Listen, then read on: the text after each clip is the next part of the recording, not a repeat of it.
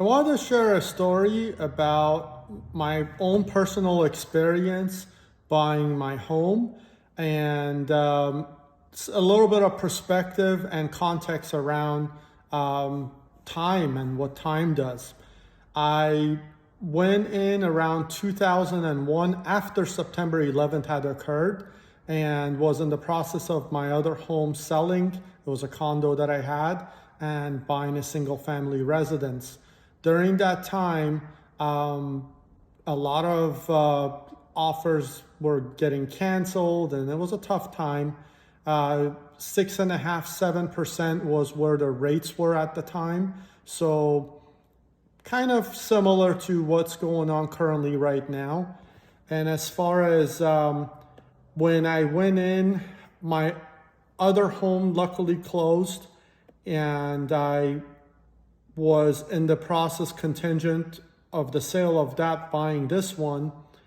And I was very nervous. I wasn't working in the mortgage industry at the time.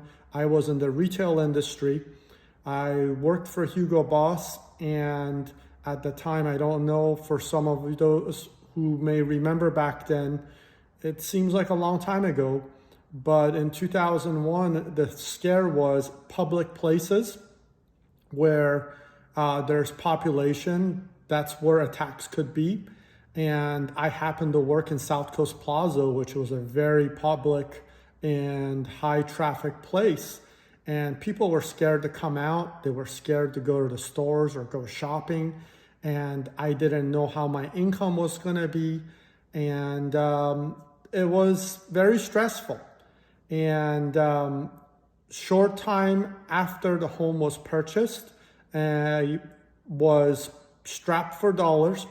And when I walked through the house and I made the decision to buy this one with my budget at the time, the home was built in the mid-90s, had blue carpeting, it had pink and blue drapes, and completely did not fit my taste. And I used a good sum of the money that I had to increase the down payment so I don't have PMI. And I had some profit from the other home. However, it didn't leave me that much money left over with my finances at the time to renovate the house, but I chose to do the flooring at the time and get a nice paint job and definitely get rid of those pink drapes. With that said, coming in, I was cash poor in a brand new house, and stress was high. But hindsight, I think it was about 2003, 2004, rates started dropping a little bit. And I think I refinanced for slightly less. I don't remember the exact number. I did refinance again in 2011, and at the time I got a 4.5% rate, which is the loan that I have on the house now, and by no means was the lowest rate. But what I'm gonna say, getting to this point, is this. I had a 30-year fixed mortgage, and I could count on that payment not going up. And now looking back 21 years later, prices of rent have far surpassed a fixed rate mortgage. At the time, there was some tough times or difficult years, especially in the early years. And for like the first 10 years, you pay the most interest, so the principal's really not going down. But at some point, if your plan is to stay there long term, it starts making better and better sense. And now, fast forward to end of 2023, soon 2024, the price of my mortgage won't even be able to get a studio or a one bedroom in this area, which I'm in Orange County, California. I'm in Aliso Viejo. The average single family residence in the area is just about $1 million or just a hair maybe under.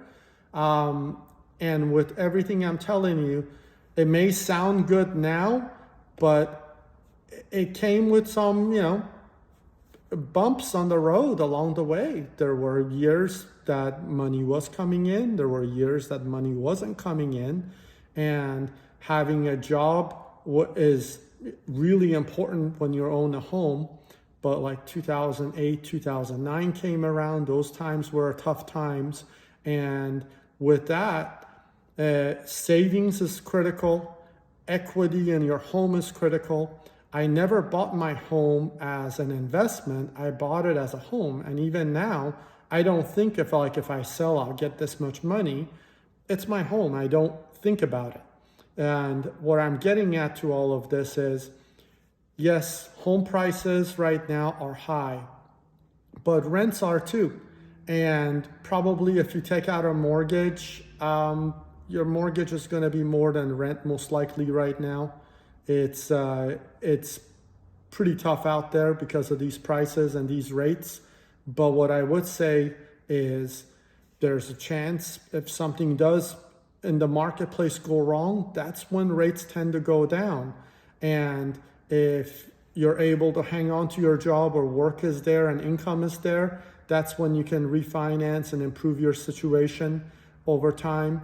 And as far as having a job or a consistent pay or a reliable job is important. It's hard to make these decisions without really having a good foundation as far as professionally goes.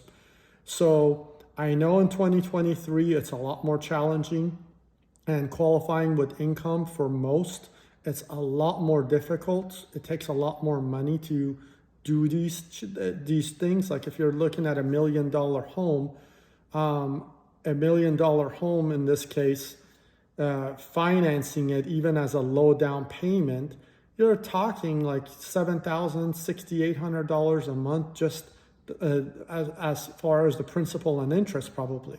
It's not an exact number, but it's pretty close. And then you have insurance based on today's home prices, which is about, even saying it's at 1.2% of the home price. These dollars with insurance, it tags on maybe another $1,200 to $1,400 a month. And that doesn't count if there's HOAs in the area and etc. So what I would say is, if you are in a position, you've been at a job for a long time and you are stable, it probably is, if you are looking to live there for a long time, a better situation to buy as opposed to rent.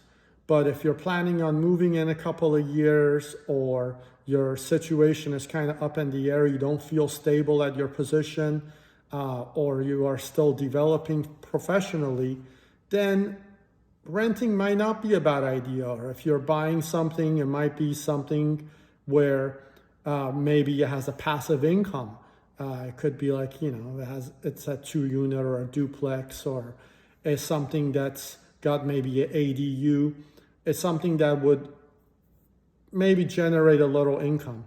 And I hope this resonates with some people. Just my experience of the last 21 years.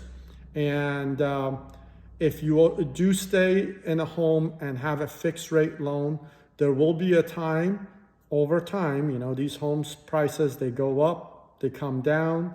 They don't always come down to the same number. They come down a little bit, or even if it's a lot, it'll never reach that bottom point, and then they go up again. And a couple of cycles will come around. Next thing you know, you could potentially even be priced out of your own home, because I've done pretty well in my career, at least I feel like, but I'm not in a position to go out, if I had to go today, buy a $1 million or $1.1 million home.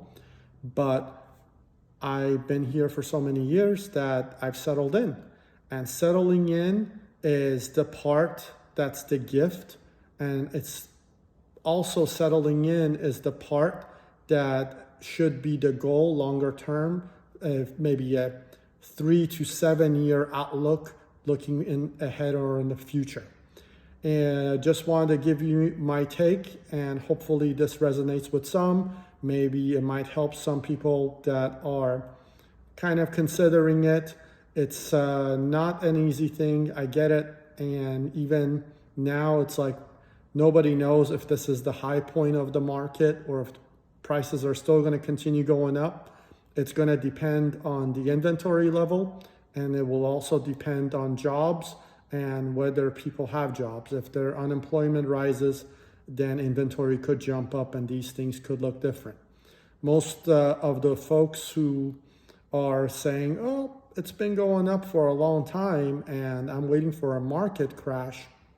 Well, a market crash, although there are some folks that want to see it out there, the truth is if the person doesn't have a job or their income's been hurt a lot, it's probably going to be really hard to get these things anyway. So having income and a steady flow of income and some sense of security, I know to some degree it might feel like false security because things do change in a short amount of time when the tide changes, all matter. And hopefully this helps somebody out there. Thank you.